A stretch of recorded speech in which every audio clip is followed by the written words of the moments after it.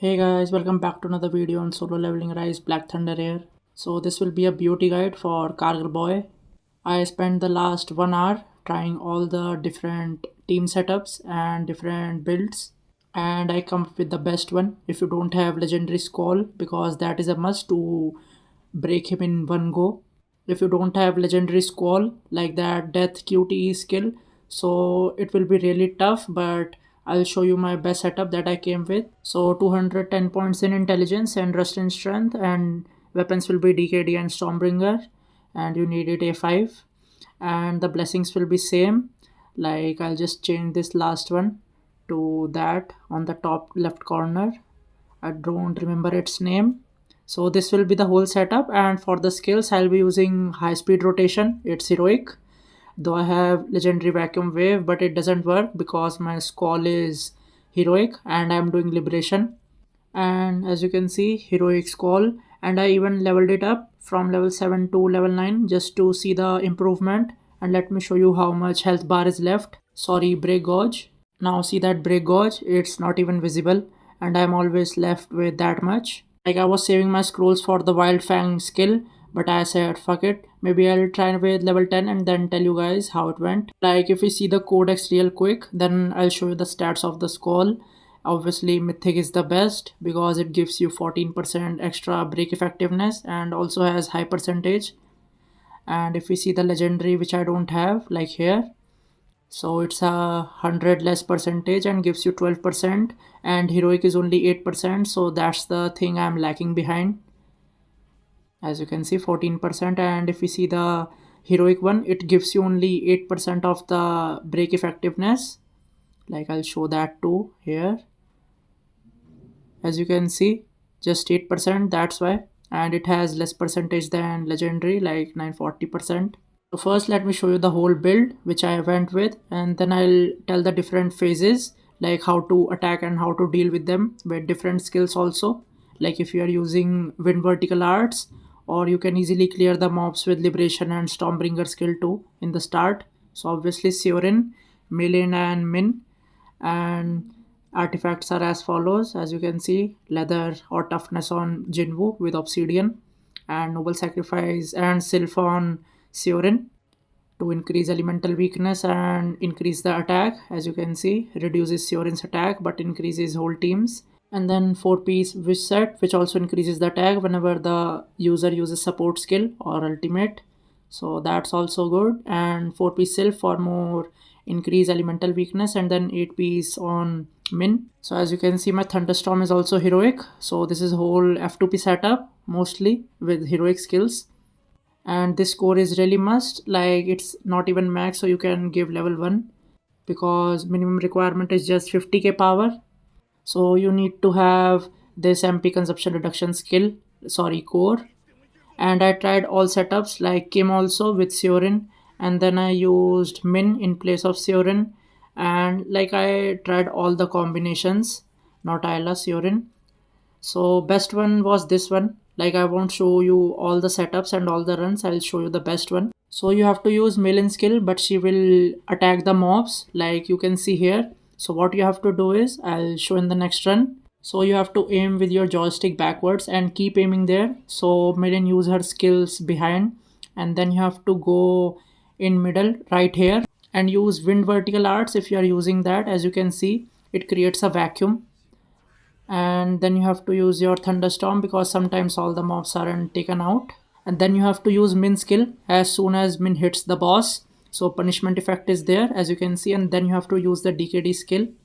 So main problem are these two archers, they are really far and they don't ever come in the attack. So now I'll tell you the placement of the wind vertical arts. So Milin behind attack, so you have to stand here, and the archers are directly parallel to you on left or right, and they will come inwards because of the vacuum effect of the wind vertical art skill. And as you can see, all mobs gone. So this was the perfect phase that I was wishing to show you guys. And then Min for the punishment effect on the boss, and then you have to use the DKD skill, and you can use that too. Like without the mythic blessing stones you won't be able to one shot him, that's why Typal did so good, like only 25 seconds. Let me show you here, like if you have legendary Skull, so what you should do, pop your shadows, shadow step, and then Stormbringer skill, and then QTE Skull, and let it finish the full animation, and then do your vacuum to increase damage, and then Surin, so you will break him in one go. Now let me show you my run with Stormbringer. Like Stormbringer also has a vacuum effect, like here you will see, so you can do this and then the liberation, and it will take care of all the mobs, and then again min, and then DKD. This will almost take out the boss, and you can use liberation too to damage him even further, like here. Just don't use your shadow step because you need it for Kargal boy. So here I'll do that same thing again, like shadows and then shadow step, Stormbringer, Squall, and then I'll use Surin, and I'll keep spamming my high speed rotation. Just remember that don't let him go below the 80 bars, otherwise here as you can see he will go into the next phase of Hymn of the Giants and you will lose some time. Like I could have done here 50 seconds, and here as soon as you break him do the Stormbringer and do the DKD or Thunderstorm, whatever pops up first, and as you can see only 1 minute and 1 second. If he wouldn't go into the Hymn of the Giants phase, I could have done 50 seconds. Now let me show you one more good run. So this was also a good RNG run, like here with the Stormbringer and Liberation. I will take out all of them. As you can see, only one use of Liberation and all of them gone. And I'll now use Min to put punishment debuff on him, and then DKD skill. So he's almost down. So here because I took out the mobs early, so my Stormbringer skill is on cooldown. So what I'll do is after doing the shadow step, I'll do the Squall first, like here. So you can do that too to improvise, and then Stormbringer skill and Surin. And as you can see he's 80 bars, so I wouldn't let him go to the Hymn of the Giants phase, so I stopped attacking. And now I'll just dodge this attack and now break him because of the lag in animation. That will buy me more time. And now DKD skill and Thunderstorm, and this will take care of him mostly. So you really need good RNG on the mobs and the crits so that you can defeat the mini boss early like I did here. And one more thing, if you have Goto, you can use him surely. Sadly, I don't have Goto because I skipped on him in my main account, because his support is really good, because whenever you put the enemy into the break state, so he puts two buff on you, SJW, and one of them is like increased damage dealt and its duration is infinite, so he will really help you deal more damage. So you can use him if you don't have Surin. And if you don't have Surin or Goto, you can use Wu or Kim, because Kim is the only support which has heavy break in his support skill. So this was the best that I could do with the heroic runes. Though if you have legendary, like legendary high speed rotation or legendary thunderstorm, you can beat the shit out of Kargal boy and get like 50 seconds or even lesser. So hope this guide helps you.